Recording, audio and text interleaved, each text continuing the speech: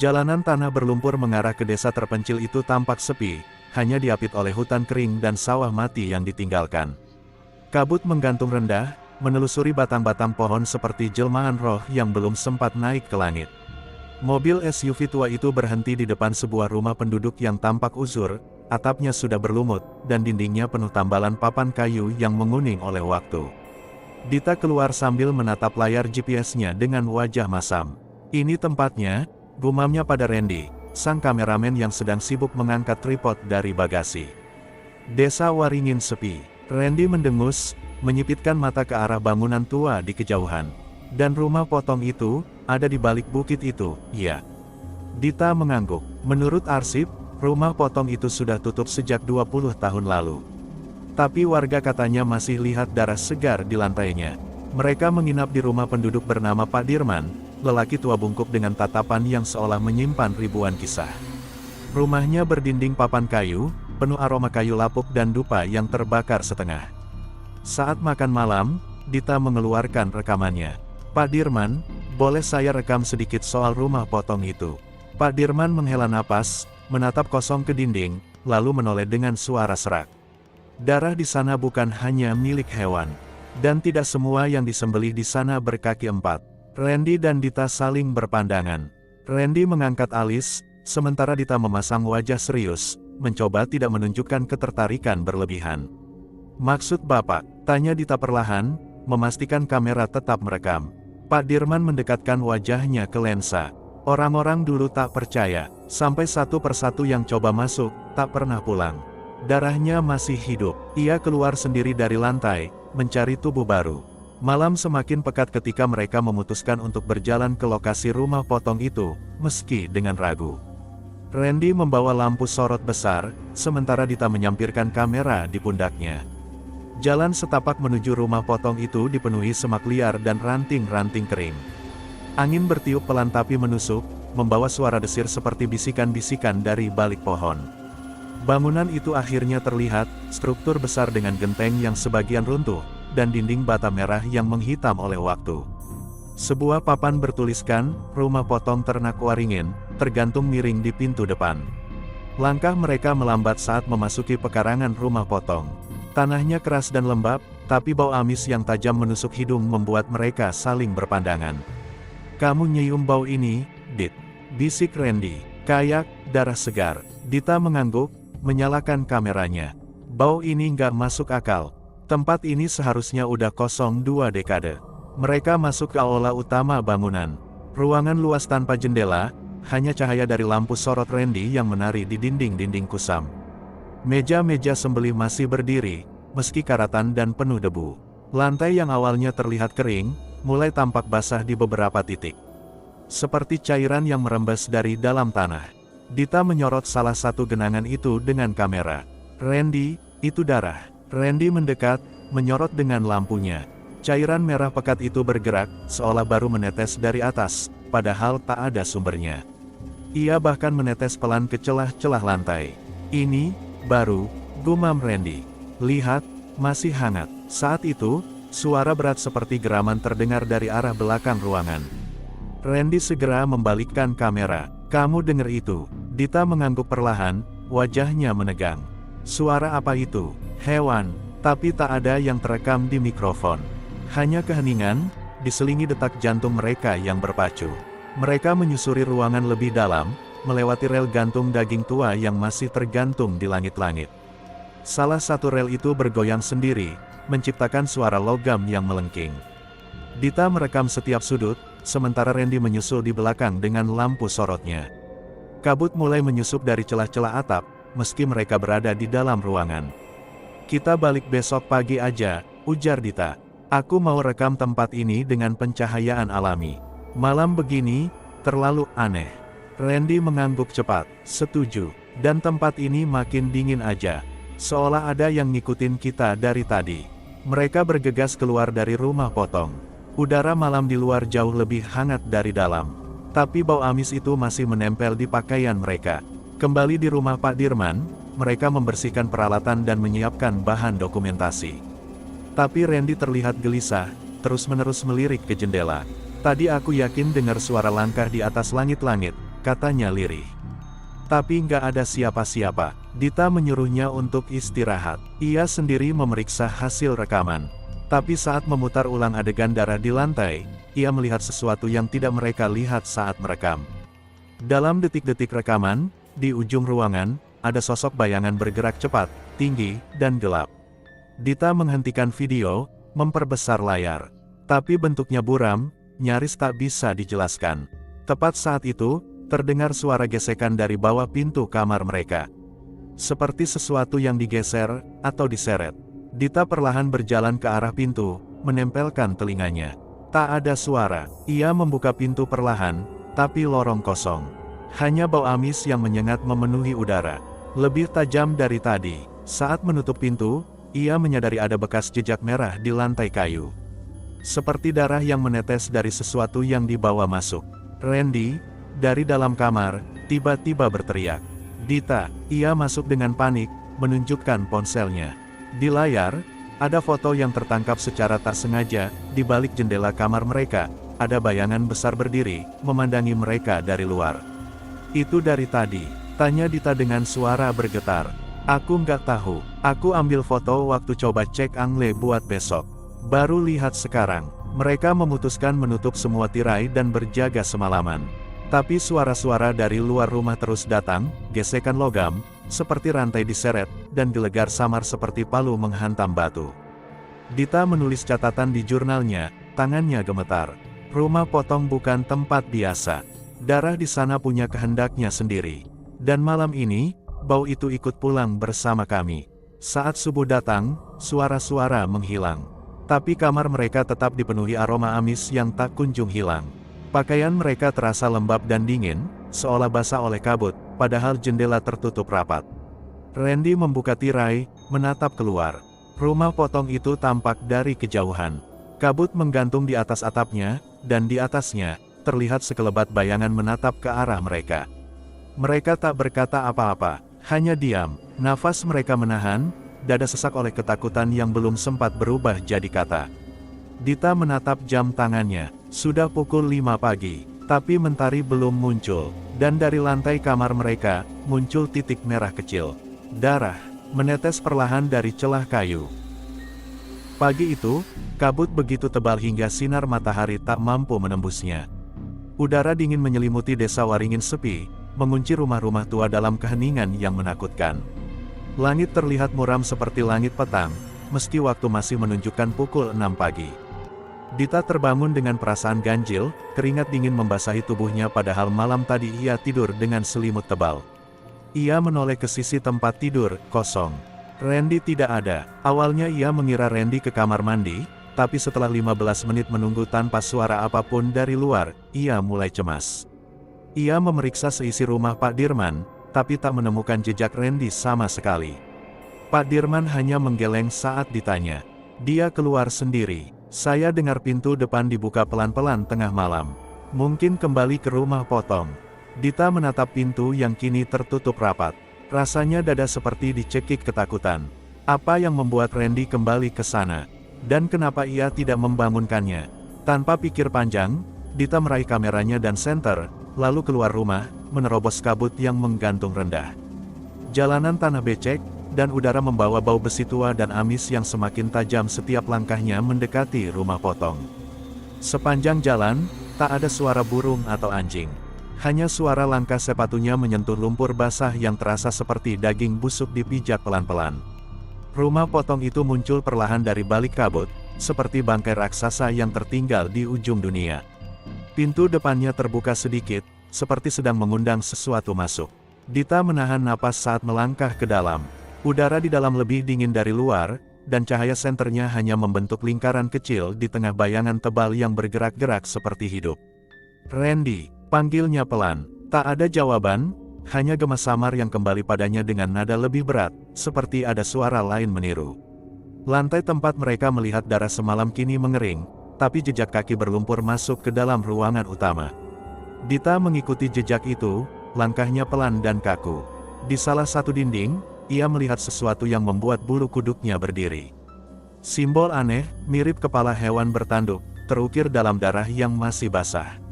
Lambang itu menetes perlahan, meski tak ada tangan yang melukisnya. Dita mendekat. Bau logam begitu kuat hingga ia hampir muntah. Dinding bata itu terasa panas saat disentuh, seperti ada api dari dalamnya. Tiba-tiba, terdengar jeritan panjang. Campuran antara suara manusia dan suara sapi, nyaring dan penuh derita. Jeritan itu datang dari ruang pemotongan utama. Dita berlari ke sana, tubuhnya gemetar. Tapi saat ia sampai di pintu, ruangan itu kosong. Tidak ada siapapun, tidak ada hewan, hanya alat pemotong besar tergantung, dan di bawahnya, genangan darah yang membeku. Ia melihat sesuatu yang tenggelam di dalam darah beku itu, sebuah benda kecil, berkilau. Ia berlutut dan dengan tangan gemetar, mencungkilnya perlahan. Kamera milik Randy. Layarnya retak, tapi masih menyala. Saat Dita menyalakannya, hanya satu video yang tersimpan. Ia memutarnya, dengan tangan gemetar, punggungnya menyandar ke dinding dingin. Video menunjukkan Randy tengah berjalan sendiri ke dalam rumah potong. Nafasnya terdengar berat, dan ia terus memanggil nama Dita. Lalu kamera menangkap sesuatu, di ujung lorong, ada sosok berdiri. Besar, tinggi, dan memiliki tanduk melengkung. Wajahnya buram, tapi matanya bersinar merah. Randy berteriak, kamera terjatuh, dan video berakhir. Dita tak sanggup berdiri. Ruangan itu kini terasa seperti perut dari sesuatu yang hidup. Dindingnya berdetak pelan, seperti jantung berdetak dari balik daging. Ia bangkit dan berjalan mundur, tapi langkahnya terhenti saat mendengar suara pelan dari balik dinding. Kruk, kruk, seperti daging disayat, atau tulang ditarik paksa dari sendinya. Dinding di depannya tiba-tiba retak pelan, lalu terbuka sedikit, seperti pintu rahasia. Aroma busuk menyembur keluar, bercampur bau bulu terbakar. Dita menyorot dengan senter. Di balik dinding itu ada lorong gelap, tanahnya basah, dan terdengar suara napas berat dari dalam. Ia tak bisa menahan rasa ingin tahunya. Ia masuk pelan-pelan, menyusuri lorong dengan lutut gemetar. Setiap langkah terasa seperti memasuki perut makhluk yang sedang tidur. Di ujung lorong itu, ada sebuah ruangan. Dindingnya dilapisi kulit hewan yang dijahit kasar. Di tengah ruangan itu, berdiri sesuatu, atau seseorang. Tubuhnya besar, bentuknya tak wajar. Setengah tubuh manusia dengan tangan manusia, tapi kakinya seperti kaki sapi, dan kepalanya tertutup tudung kain merah. Kulit tubuhnya ditambal dengan potongan kulit lain, seolah tubuh itu bukan satu kesatuan. Sosok itu membungkuk pelan, mengeluarkan suara lenguhan berat, lalu mengangkat kepalanya. Mata merah menyala dari balik kain, dan mulutnya, jika itu bisa disebut mulut, mengeluarkan suara jeritan yang menusuk telinga. Dita terpaku, kakinya tak bisa digerakkan. Ia menahan teriakan, tapi tubuhnya menolak untuk kabur. Sosok itu mengangkat tangan. Di ujung jari-jarinya ada besi tajam seperti cakar. Darah menetes dari ujungnya, dan setiap tetes yang jatuh ke tanah mengeluarkan asap tipis. Dari balik bayang-bayang ruangan, muncul siluet lain. Tubuh-tubuh setengah hewan, seolah potongan tubuh yang dipaksa hidup kembali. Mereka semua menatap Dita tanpa wajah. Dita mundur, tergagap, tapi pintu lorong tertutup perlahan di belakangnya. Ia menjerit dan berlari, menerobos tubuh-tubuh itu, mencakar-cakar dinding lorong yang terasa seperti kulit basah. Saat ia akhirnya keluar ke aula rumah potong, langit sudah berubah menjadi merah kelam. Kabut lebih tebal, dan suara jeritan masih terpantul di seluruh bangunan. Ia berlari keluar rumah potong, jatuh beberapa kali di tanah becek. Tapi ia terus lari, tak peduli pada luka di kakinya atau darah yang menetes dari telapak tangannya. Sesampainya di rumah Pak Dirman, ia menggedor pintu dengan panik. Pak Dirman membukakan pintu dengan ekspresi pucat. "Aku lihat dia," teriak Dita. "Randy, dia di sana." Tapi dia bukan Randy lagi. Pak Dirman tak berkata apa-apa. Ia hanya menatap Dita, lalu menunduk. "Mereka sudah membangunkan dia. Aku sudah bilang, jangan ganggu tempat itu." Dita menangis, tubuhnya gemetar. Ia menunjukkan kamera Randy yang berlumuran darah beku. "Kita harus panggil polisi, atau siapapun." Tapi Pak Dirman hanya duduk, menatap api kecil di tungku. Polisi tak akan datang ke desa ini. Tidak setelah kejadian 20 tahun lalu. Mereka tahu, tempat itu bukan untuk manusia. Dita mulai merasakan panas membakar kulitnya, bukan karena api, tapi dari darah kering yang menempel di tangannya. Seolah darah itu hidup, meresap perlahan ke kulitnya. Ia mencuci tangannya dengan sabun, tapi bau amisnya tak hilang. Bahkan semakin menyengat. Ia mencium aroma itu sekarang, seolah menempel di paru-parunya. Malam datang cepat, dan di luar rumah, kabut menggantung rendah seperti tirai yang menutupi sesuatu yang ingin masuk. Dari jendela kamar, Dita memandangi rumah potong di kejauhan. Lampu merah samar menyala di dalamnya, seperti mata mengintip balik kabut. Ia mencoba tidur, tapi suara lenguhan dari kejauhan terus terdengar. Panjang, berat, dan menyayat seperti jeritan hewan yang disembelih hidup-hidup. Dan dalam mimpinya, Dita melihat Randy. Tapi tubuhnya kini berdiri tegak seperti sapi. Mulutnya terbuka, mengeluarkan suara, "Tolong," sebelum berubah menjadi jeritan makhluk lain.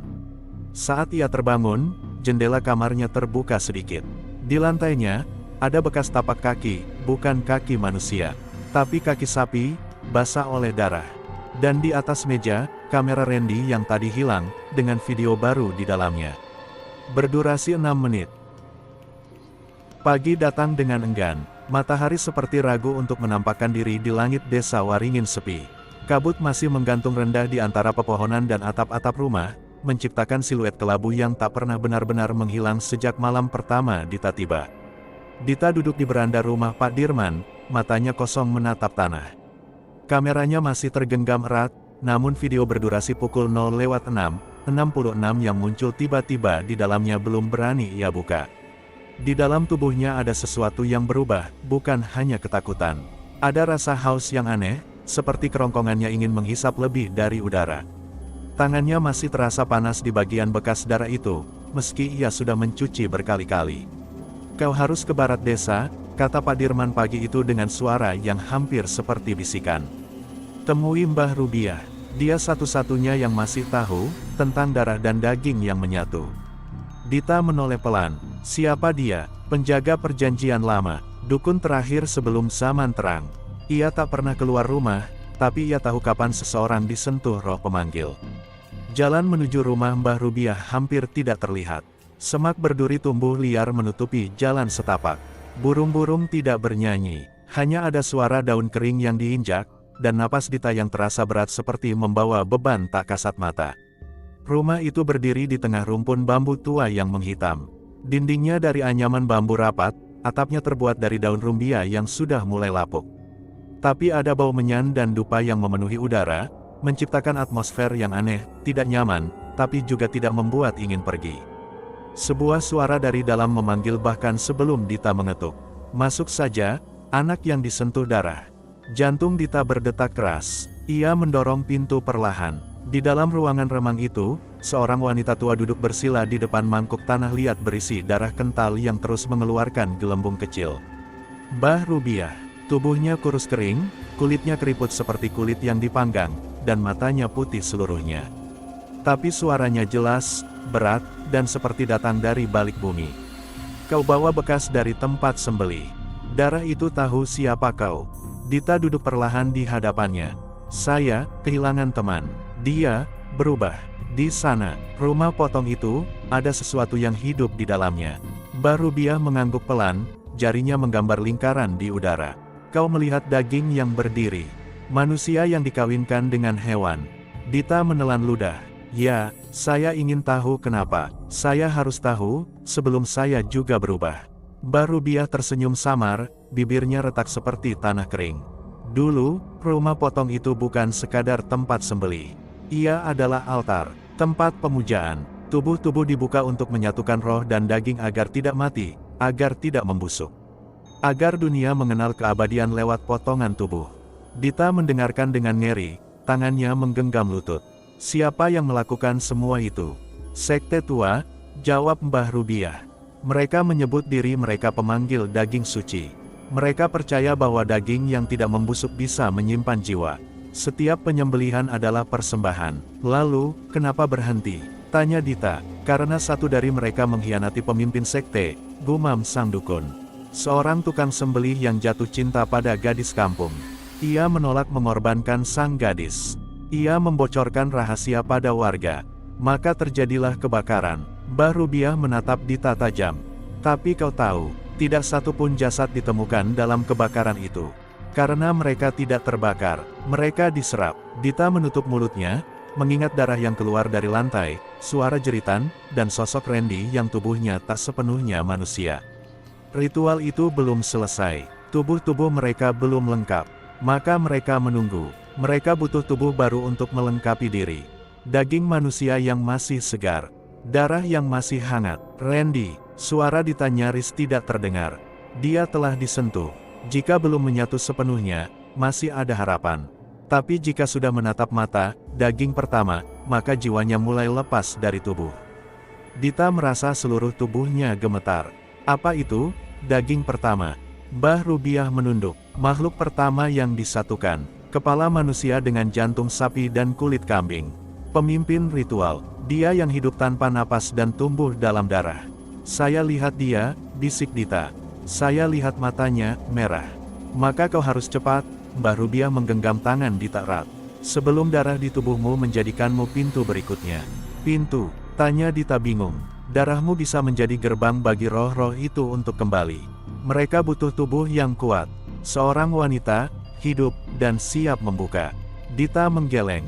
Tidak, saya hanya jurnalis. Saya tidak percaya ritual seperti ini benar-benar. Kau percaya saat kau lihat daging yang bernafas, bukan? Potong Mbah Rubiah tajam. Kau percaya saat darah mengalir dari lantai dan kamera memutar sendiri. Dita terdiam, bibirnya gemetar. Ia tidak bisa membantah lagi. Kau harus kembali ke rumah potong itu, kata Mbah Rubiah. Di bawahnya, ada altar terakhir.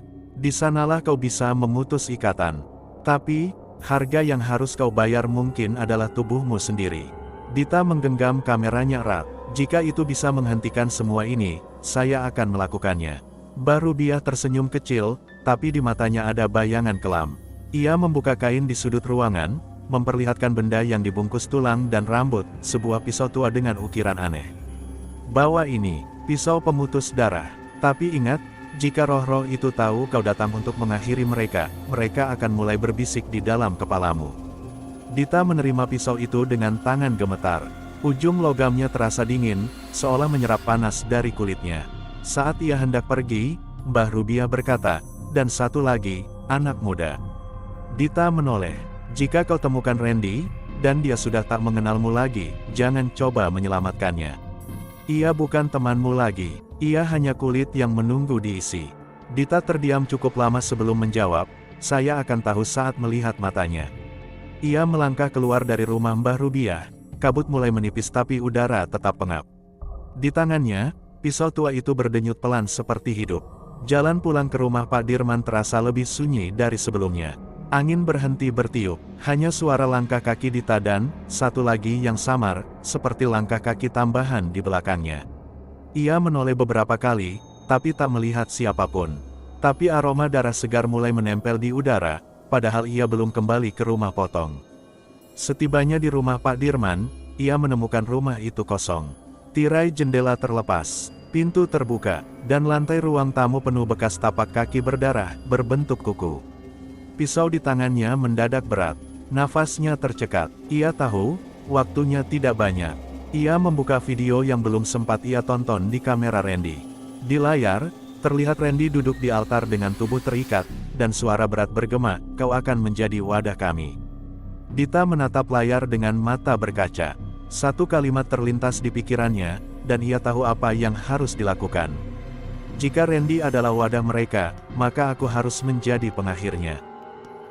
Pagi itu, langit menggantung kelabu di atas rumah potong yang membusuk dimakan usia. Dita berdiri kaku di depan bangunan tua, tubuhnya masih dirundung rasa mual akibat penglihatan malam sebelumnya. Bau amis seperti mengendap di lubang hidungnya, seolah tak mau pergi meski berkali-kali ia cuci muka dan membasuh tubuh dengan air kembang pemberian Mbah Rubiah. Namun ada yang menggerakkannya untuk kembali. Sebuah desakan dalam dada, semacam keyakinan bahwa jawaban tentang hilangnya Randy dan roh-roh yang meronta masih bersembunyi di dalam bangunan tua itu. Ia membuka pintu yang semalam tertutup rapat dan perlahan melangkah masuk ke dalam lorong gelap yang berbau daging busuk dan debu sejarah. Debu menari di udara yang lembab, mengaburkan cahaya senter yang ia genggam erat. Kakinya menyusuri lantai retak, melewati bekas-bekas sembelihan yang membatu dalam warna hitam kecoklatan. Dinding-dinding memantulkan suara detak jantungnya yang kian cepat, seolah tempat itu hidup, mengawasinya. Langkahnya terhenti di ruang pemotongan utama. Di sana, ia melihat bayangan samar di lantai, sebuah garis persegi panjang yang tampak tak wajar dibanding lantai sekitarnya. Ia menunduk, menyentuhnya. Lantai itu terbuat dari kayu tua yang mengeluarkan suara berderak saat diketuk. Dengan sedikit tenaga, Dita mendorong sisi papan itu. Bunyi krak, memecah keheningan saat sebuah pintu jebakan perlahan terbuka ke arah bawah, menampakkan tangga kayu curam yang menurun ke kegelapan yang lebih dalam. Jantung Dita berdetak tak karuan. Ia mengarahkan senter ke bawah. Kabut tipis menyelimuti anak tangga yang tertutup debu, tapi udara di sana justru terasa lebih dingin dan lebih segar. Aneh, ia menarik napas panjang dan menuruni tangga perlahan, setiap langkah terasa seperti melangkah ke mulut rahang makhluk tak terlihat. Saat tiba di bawah, langkah Dita tertahan. Sebuah ruangan luas terbentang di hadapannya, tak memiliki jendela dan dikelilingi batu-batu tua. Tapi yang paling mengerikan adalah daging. Daging di mana-mana, potongan-potongan daging tergantung dari kaitan besi di langit-langit batu. Ada yang masih merah segar, ada yang menghitam, ada pula yang mengeluarkan darah seperti baru disembelih pagi itu. Tidak ada bau busuk, tidak ada lalat, daging-daging itu seolah hidup. Ia melangkah pelan, senter menyorot tiap potongan daging. Beberapa tampak seperti potongan sapi, lainnya terlalu besar, atau terlalu aneh. Ada yang menyerupai tangan manusia, tergantung seperti dikuliti, namun berurat seperti otot hewan. Ia nyaris jatuh saat senter menyorot satu daging yang bergerak. Ya, bergerak. Gumpalan merah itu berdenyut perlahan, seperti dada makhluk tidur yang menghela napas. Dita mundur, ngeri, tapi pandangannya terpaku pada irama napas daging itu. Tak jauh dari tempat itu, matanya menangkap coretan di dinding batu. Ia mendekat, mengusap lapisan tipis lumut yang menutupinya. Di sana tertulis dengan darah yang sudah mengering, "Kami menunggu tubuh baru." Rasa mual menghantam kerongkongannya. Ia menutup mulut, menahan napas, tapi kalimat itu terus terpatri di benaknya. Tubuh baru, Dita memutar tubuhnya, ingin segera keluar, tapi langkahnya terhenti oleh sesuatu yang menyilaukan di bawah salah satu kaitan gantung. Ia mendekat. Di sana tergantung kamera Randy. Separuhnya terbelah, lensa retak, namun strapnya masih terikat kuat. Dita meraihnya, gemetar, lalu mengalihkan pandangan ke lantai di bawahnya. Tepat di bawah kamera itu terdapat kolam, tapi bukan air. Darah. Darah yang sudah mengental dan membeku membentuk permukaan padat berkilau merah tua. Di dalamnya ada bayangan samar, seperti tubuh, atau dua. Dunia di sekitarnya berputar, suara berdengung memenuhi telinganya. Dita jatuh bersimpuh, dan saat tubuhnya menyentuh lantai, pandangannya seakan tertarik masuk ke dalam kolam darah itu, dan semuanya berubah. Ia tak lagi berada di ruang bawah tanah. Ia berdiri di dalam rumah potong yang sama, tapi dalam bentuknya bertahun-tahun silam.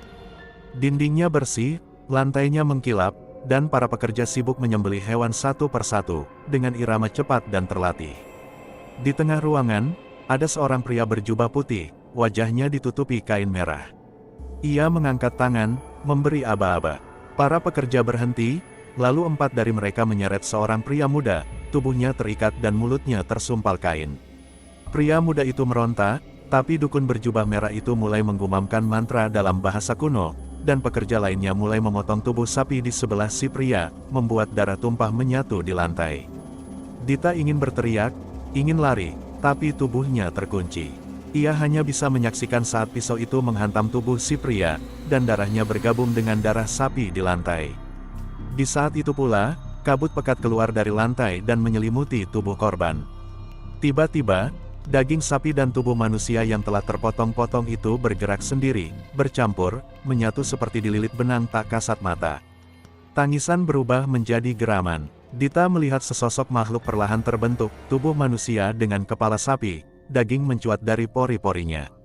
Dunia berputar, penglihatan itu menghilang, dan Dita mendapati dirinya kembali bersandar di dinding ruang bawah tanah, tubuhnya berkeringat dingin, napas terengah-engah. Tapi ada yang salah, lengan kirinya terasa panas. Ia menunduk dan melihat 3 garis merah memanjang dari pergelangan hingga ke siku.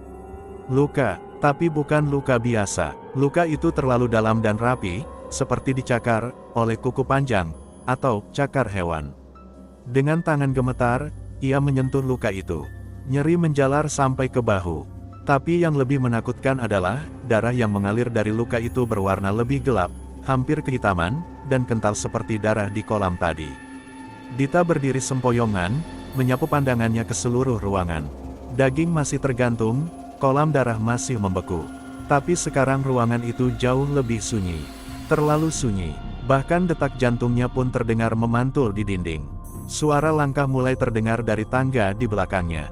Bukan satu, banyak, pelan, berat, seolah langkah kaki makhluk bertubuh besar dan berambut kasar. Dita buru-buru menyembunyikan diri di balik gantungan daging besar. Ia menahan napas saat bayangan melintas di pinggiran pandangannya. Sebuah sosok raksasa, tubuhnya ditutupi kulit setengah manusia dan setengah sapi, mata merah menyala, dan bau amis membakar hidung. Makhluk itu berjalan pelan, seolah mencari sesuatu, atau seseorang. Senter Dita mulai berkedip. Ia menekannya panik agar tidak mati. Tapi kemudian, suara dari makhluk itu menggema, gumaman dalam bahasa yang sama dengan yang ia dengar dalam penglihatan tadi. Perlahan, makhluk itu berhenti. Hidungnya mencium udara, kemudian menoleh ke arah tempat Dita bersembunyi. Dita memejamkan mata, menggigit bibir hingga nyaris berdarah, menahan agar napasnya tak terdengar. Namun makhluk itu hanya berdiri. Diam, lalu suara lain terdengar, sebuah lonceng kecil yang berdering dari atas tangga. Dita membuka mata, makhluk itu menoleh, dan berjalan menjauh menuju suara itu. Kesempatan. Dengan segenap tenaga, Dita berlari ke arah tangga. Kakinya meleset di tangga kedua, membuat suara keras bergema. Tapi ia tak peduli. Ia memanjat cepat, menerobos jebakan lantai dan menutupnya dengan napas terengah-engah. Di atas, matahari sudah tinggi, tapi suasana tetap kelabu. Dita terduduk di lantai rumah potong, tubuh gemetar. Ia tahu satu hal, apa yang ada di bawah sana bukan hanya sejarah. Mereka masih hidup. Ia mengusap luka di lengannya. Darahnya masih mengalir, tapi kini luka itu tampak seperti mulai membentuk pola. Simbol, sama seperti yang ia lihat di dinding rumah Mbah Rubiah. Dita mengeluarkan ponsel, merekam cepat seluruh pengalamannya dengan suara gemetar. Aku baru keluar dari ruang bawah tanah. Daging itu masih hidup. Randy mungkin sudah, suaranya tercekat. Air mata mulai mengalir. Ia menyadari satu hal lagi, ia tak bisa pergi begitu saja. Suatu kekuatan seperti telah menandainya. Luka di lengannya seperti stempel. Dan yang lebih mengerikan, ia merasa makin lemah setiap detiknya. Dari kejauhan, suara klakson mobil terdengar. Seorang warga desa yang ia sewa untuk menjemput datang. Dita berjalan terlatih keluar dari rumah potong, menyembunyikan lukanya dengan kain. Di dalam mobil, ia hanya diam, memandang keluar jendela, melewati pepohonan yang seolah ikut membungkuk dalam kesedihan. Ia tahu, ini belum selesai. Di penginapan, ia kembali membuka rekaman dari kamera Randy yang rusak. Filenya rusak, tetapi satu potongan berhasil diputar. Dalam video itu, tampak Randy memegang kamera menghadap wajahnya sendiri, napasnya terengah. Dita, jangan ke ruang bawah tanah. Mereka tahu kau ada di sini. Mereka lapar, dan mereka bilang, kau yang berikutnya. Suara itu berakhir dengan jeritan panjang. Dita menutup kamera dengan tangan gemetar. Di cermin kamar, ia melihat pantulan dirinya, tapi di balik bahunya, sesosok bayangan berdiri diam, dengan mata merah dan tubuh ditutupi daging. Ia menoleh cepat, kosong, tapi bau amis perlahan kembali merayap dari bawah pintu. Seperti di malam pertama, malam itu, ia terlelap dalam ketakutan. Mimpi buruk menghantuinya, tentang daging, sembelihan, dan tubuh-tubuh yang tak bisa mati. Ia bangun dengan tubuh berkeringat dan kain penutup luka yang basah oleh darah. Esoknya, Dita kembali menemui Mbah Rubiah. Sang dukun menatap luka di lengannya dan menggeleng pelan. Kau sudah disentuh. Kau tak bisa lari. Apa yang mereka inginkan dariku? Dita bertanya, suaranya parau. Mbah Rubiah menatap dalam, lalu menjawab pelan, mereka butuh tubuh baru, yang bisa bertahan. Dita merasa jantungnya seperti diremas. Lalu, bagaimana aku bisa menghentikan semua ini? Mbah Rubiah tersenyum getir. Kau harus kembali ke ruang bawah tanah. Tapi kali ini, bukan untuk melarikan diri. Lalu untuk apa? Tanya Dita. Untuk memberi mereka apa yang mereka cari. Atau mengambil kembali apa yang telah mereka curi. Dita terdiam lama. Udara di sekelilingnya seperti mengental. Ia menatap luka di lengannya yang mulai membentuk simbol utuh. Ia tahu, waktu tak banyak. Kalau aku kembali, gumam Dita, aku mungkin tidak akan kembali sebagai diriku. Mbah Rubiah menatapnya, mengangguk. Kau benar, tapi kalau kau tidak kembali, dunia akan jadi mereka. Dan itu lebih buruk. Dita memejamkan mata. Dalam pikirannya, ia melihat wajah Randy, dan sosok-sosok setengah manusia setengah hewan yang menjerit dalam daging. Dan saat ia membuka mata, ia sudah memutuskan. Ia akan kembali. Tapi kali ini, ia tak akan jadi mangsa. Langit malam itu tidak hanya kelam, tetapi pekat seperti beludru hitam yang menyerap cahaya. Bulan purnama bersembunyi di balik awan kelabu, tapi sinar samar-samarnya masih berhasil menetes di sela-sela kabut, memantulkan cahaya dingin ke permukaan rumah potong yang kini kembali terlihat hidup, meski tidak seharusnya. Dita berdiri terpaku di depan pagar besi berkarat. Matanya menatap ke arah bangunan tua itu. Tidak, ia tidak berhalusinasi. Lampu di dalam bangunan menyala satu persatu, seperti lilin yang dinyalakan dalam upacara kuno. Padahal tidak ada sambungan listrik aktif sejak insiden Randy menghilang. Jantungnya berdetak kencang, seolah tahu bahwa apa yang akan ia temui malam ini bukanlah kenyataan biasa. Kakinya melangkah pelan melewati jalan setapak yang tertutup embun dan dedaunan kering. Suara langkahnya nyaris tidak terdengar, dikalahkan oleh deru kabut yang turun seperti napas makhluk besar. Pintu rumah potong itu terbuka sedikit, seakan mengundangnya masuk. Tak ada angin, tak ada suara. Tapi Dita tahu, ia sedang dipanggil. Bukan oleh manusia, melainkan oleh sesuatu yang jauh lebih purba dari nalar dan logika. Ketika ia mendorong pintu itu, aroma daging basah menyeruak ke hidung. Namun bukan bau busuk yang menyengat, melainkan bau segar yang menyesatkan, seperti daging baru disembelih, hangat, dan masih berdetak. Ia melangkah masuk, dan matanya menangkap pemandangan ganjil, alat-alat sembelih seperti gergaji, pisau besar, dan kait logam bergoyang sendiri. Tak ada angin, tak ada tangan yang menyentuhnya. Tapi mereka bergerak seperti sedang menyanyikan lagu kerja para penjagal.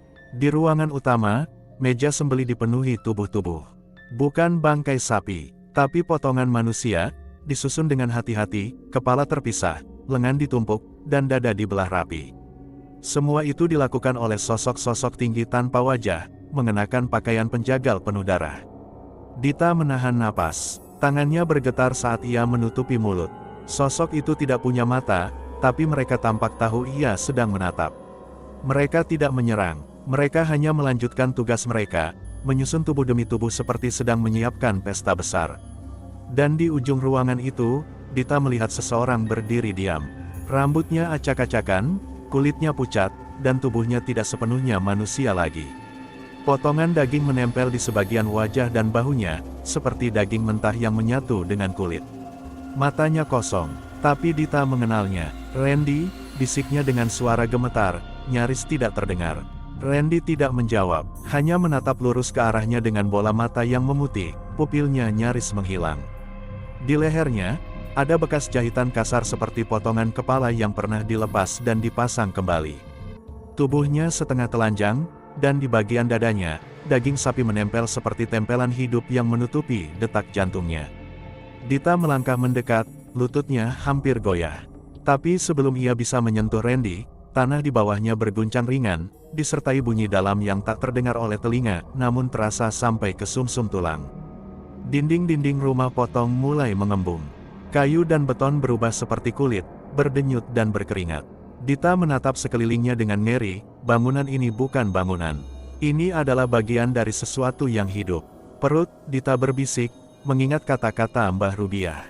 Rumah potong ini bukan sekadar tempat sembelih.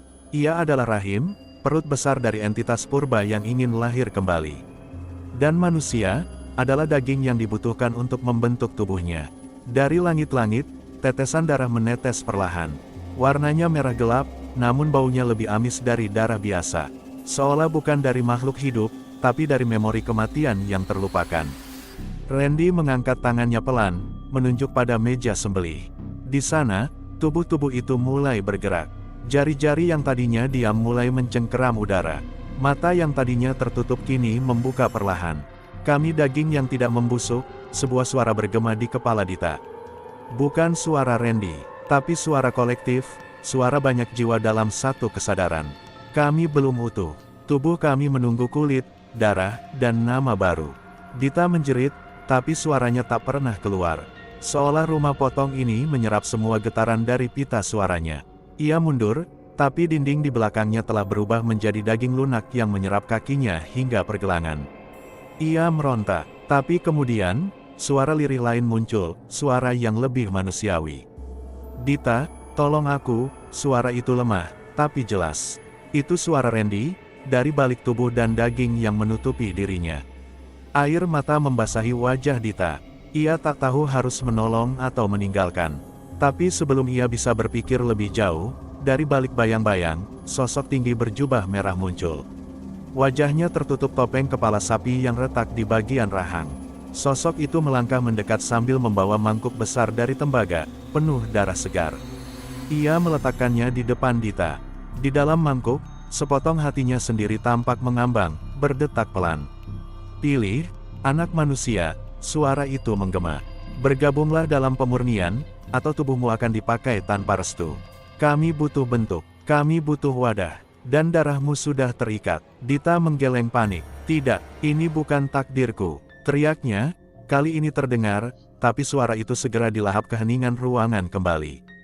Sosok berjubah merah mengangkat tangan, dan daging di sekeliling Dita mulai merayap ke tubuhnya. Lengannya tertutup lapisan daging merah segar, dadanya mulai tertekan, kulitnya panas seperti disulut. Ia menjerit keras. Dalam keputusasaan, ia menendang mangkuk darah itu. Mangkuk itu terjungkal, darahnya muncrat ke udara dan mengenai wajah Dita. Seketika dunia berhenti. Dita terjatuh ke lantai. Tapi lantai itu bukan lantai biasa, melainkan lidah besar, berdenyut dan licin. Ia berusaha bangkit sambil mengusap wajahnya. Tapi darah yang mengenainya tidak hilang. Ia meresap ke dalam kulit. Dan lalu bisikan itu datang. Dagingmu, kini tahu siapa kami. Bisikan itu tidak berasal dari luar, melainkan dari dalam kepalanya. Dari balik tengkoraknya, suara-suara mulai berdiskusi, bertengkar, dan tertawa. Seolah ada lebih dari satu kesadaran yang tumbuh di dalam pikirannya. Dita tersandung dan berlari ke arah pintu. Tapi kini bangunan itu telah berubah total. Lorong-lorong menjadi seperti usus besar, berliku, lembab, dan gelap. Tidak ada jalan keluar yang sama seperti sebelumnya. Tapi ia terus berlari, kakinya terperosok, terpeleset, dan terjatuh. Tapi ketakutannya jauh lebih besar dari rasa sakit. Ia tidak ingin menjadi bagian dari ritual ini. Ia tidak ingin tubuhnya dipakai untuk kelahiran makhluk yang tak bernama itu. Di balik kegelapan, suara mesin sembelih kembali hidup. Suara gergaji memotong tulang, suara pisau menghujam daging, dan suara napas terputus. Tapi tak ada manusia yang mengoperasikannya. Alat-alat itu hidup dengan kehendaknya sendiri. Dita berhasil mencapai pintu belakang rumah potong. Ia menendangnya, dan udara dingin menyambut wajahnya. Ia berlari keluar seperti orang kesurupan, menjauh dari bangunan yang kini tampak seperti makhluk hidup yang sedang tidur kembali. Ia tak berhenti berlari sampai lututnya lemas dan tubuhnya jatuh tersungkur di tanah becek. Ia menggigil, bukan karena udara, tapi karena darah itu masih menempel di wajahnya. Tangannya bergetar saat mencoba menghapus darah itu. Tapi semakin ia usap, semakin ia rasakan hangatnya masuk ke kulit, seperti tinta merah yang meresap ke kertas. Dan bisikan itu kembali. Daging mengenali daging, kau milik kami sekarang. Dita menjerit, tapi suara itu bukan hanya suaranya. Ada gema lain di dalamnya. Seperti suara perempuan dan lelaki, tua dan muda, semuanya berbicara bersamaan dari dalam dirinya. Ia menggenggam rambutnya, berusaha menenangkan diri. Tapi wajah Randy kembali muncul di pikirannya. Wajah yang dulu ia kenal, kini menjadi sesuatu yang asing dan menakutkan. Ia ingin menyelamatkan Randy. Tapi bagaimana? Rumah potong itu bukan hanya tempat. Itu adalah makhluk. Itu adalah perut. Dan ia telah masuk terlalu dalam ke dalam isi perutnya.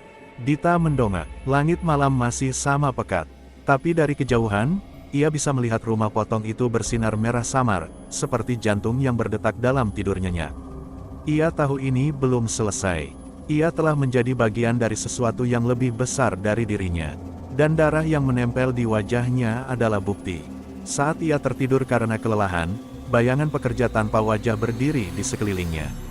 Mereka tidak menyentuhnya, mereka hanya menatap, menunggu tubuhnya lunak, menunggu pikirannya menyerah. Dalam tidurnya, ia bermimpi tentang daging yang bicara, tulang yang bernyanyi, dan rahim yang tidak pernah puas. Ia terbangun dengan leher basah oleh keringat. Tapi itu bukan keringat, itu darah dari luka kecil di pelipisnya yang ia tidak sadari semalam. Suara gergaji masih terdengar samar di kejauhan. Dan di dalam pikirannya, suara itu bersenandung lagu penjagal. Dita tahu ia tak bisa kembali ke hidup normal. Ia telah melihat terlalu dalam. Dan sesuatu dari perut itu, telah tinggal di dalam dirinya. Dan malam itu, untuk pertama kalinya, Dita tidak sendirian di dalam pikirannya. Jakarta menyambut Dita dengan kebisingan yang dulu terasa akrab, klakson bersahut-sahutan, hiruk-pikuk langkah kaki di trotoar, dan cahaya lampu kota yang memantul di jendela apartemennya.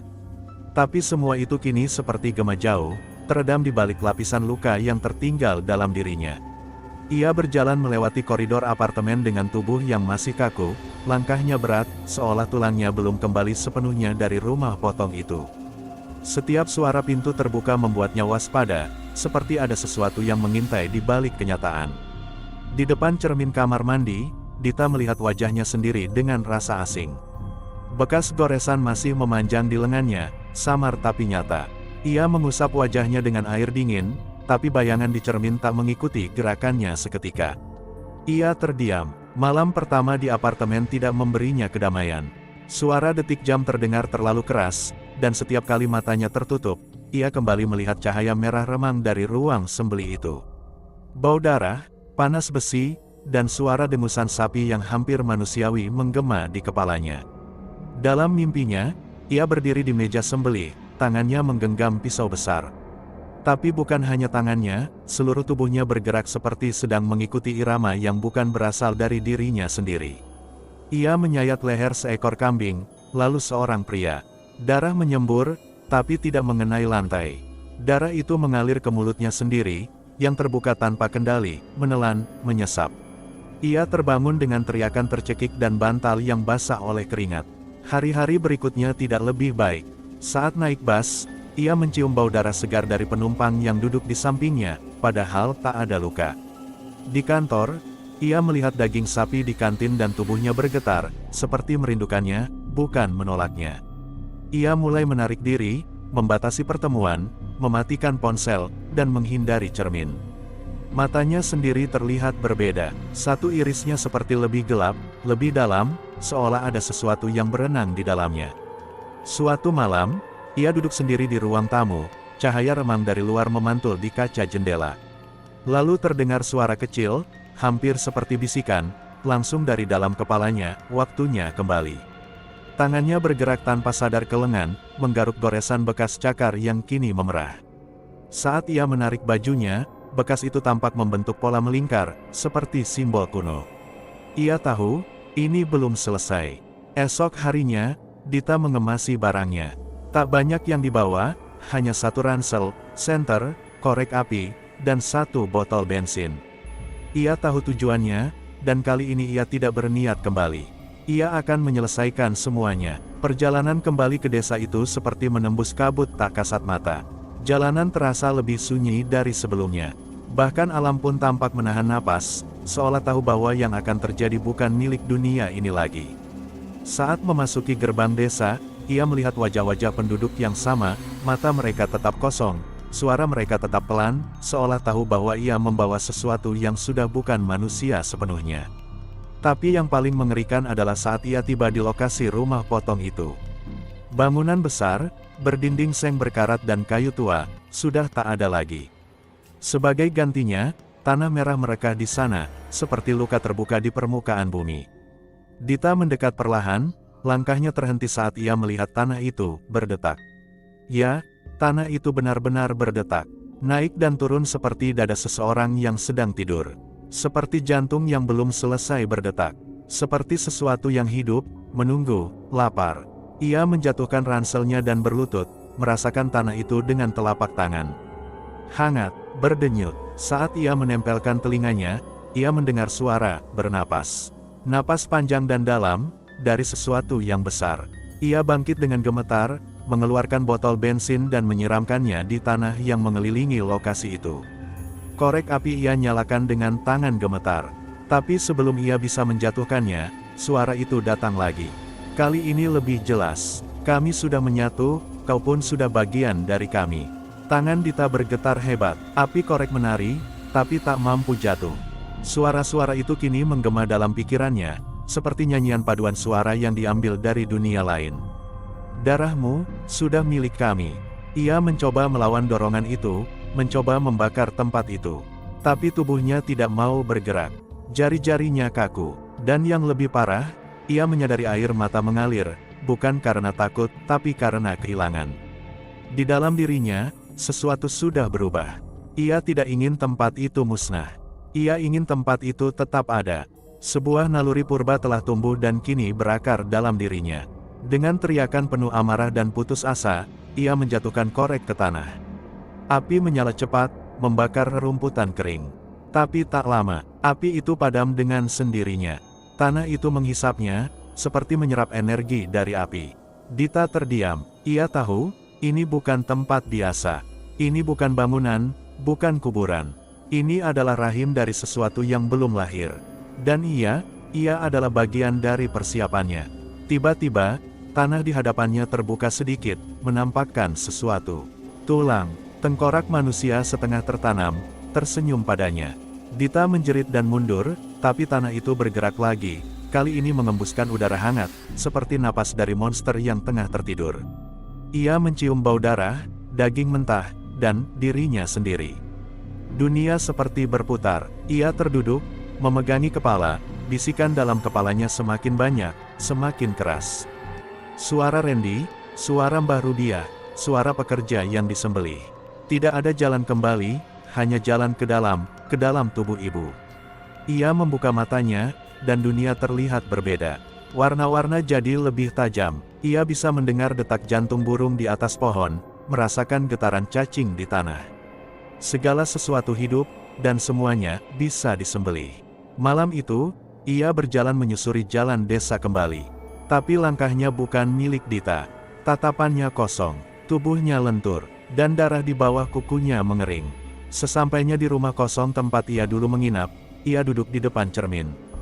Ia tersenyum, tapi bayangannya di cermin tidak tersenyum. Ia melihat mata lain. Satu matanya tampak hitam pekat, seperti mata sapi yang tak memiliki jiwa. Di belakangnya, bayangan meja sembelih muncul. Ia tahu, sekarang ia tidak hanya terhubung dengan tempat itu. Ia adalah tempat itu. Hari-hari berikutnya, Dita kembali ke Jakarta. Tapi dirinya tidak pernah benar-benar kembali. Ia bekerja lagi, bertemu orang, menjawab sapaan. Tapi ada sesuatu dalam dirinya yang terus tumbuh, perlahan namun pasti. Setiap malam, ia memimpikannya darah. Tangannya menggenggam pisau, tubuh-tubuh tergantung. Tapi kini, ia tak lagi takut. Ia menikmati. Dan pada suatu pagi, ia bangun dengan darah di bawah kuku, tapi tak ada luka. Tak ada penjelasan, hanya rasa kenyang. Ia mencoba menuliskan kisahnya, mengabadikan apa yang terjadi. Tapi setiap huruf di laptop berubah. Semua kalimat menjadi satu frasa, kami sudah bangkit. Ia menutup laptop, menatap tangannya sendiri. Urat-uratnya tampak menebal, kulitnya terasa lebih keras, dagingnya lebih padat. Ia menyentuh lehernya, detak jantungnya bukan lagi satu, tapi dua. Saat malam tiba, ia kembali bermimpi. Kali ini, ia melihat desa itu dari atas. Rumah potong sudah tidak ada, tapi dari langit, tanah itu tampak seperti jantung. Berdetak, dan makin cepat. Ia bangun dengan mata basah, tapi bukan karena sedih. Ia merasa lahir kembali. Akhirnya, dengan penuh tekad, ia naik mobil dan kembali ke desa. Ia ingin melihatnya sekali lagi. Ingin tahu apakah jantung itu masih berdetak. Tapi saat ia tiba, desa sudah kosong. Tak ada penduduk, tak ada rumah. Hanya lahan terbuka yang dipenuhi kabut merah. Di tengah-tengah lahan itu, bekas rumah potong tertutup tanah merah yang berdenyut. Dan ia tahu, waktu sudah dekat. Ia berjalan ke tengah lahan, meletakkan tangannya di atas tanah. Kali ini, ia tidak takut. Ia menempelkan wajahnya, dan tersenyum. Lalu perlahan ia tenggelam. Tanah itu membuka seperti rahim, menyambut anaknya kembali. Tak ada jeritan, tak ada darah, hanya detak, dan diam. Beberapa minggu kemudian, tanah itu berubah bentuk. Sebuah bangunan baru berdiri, tampak seperti rumah jagal yang lebih modern. Tapi tak ada pemilik, tak ada karyawan. Malam-malam tertentu, terdengar mesin potong menyala sendiri. Cahaya merah menyala dari balik jendela. Dan suara lembut perempuan menyanyikan lagu Nina Bobo, dalam bahasa yang tak dikenal. Kamera terakhir menyorot seseorang berdiri di depan bangunan. Sosok itu menoleh, dan kita melihat wajah Dita. Tapi matanya bukan lagi miliknya. Mereka gelap, kosong, dan di balik irisnya, seekor sapi mengintip, diam, sabar, dan lapar.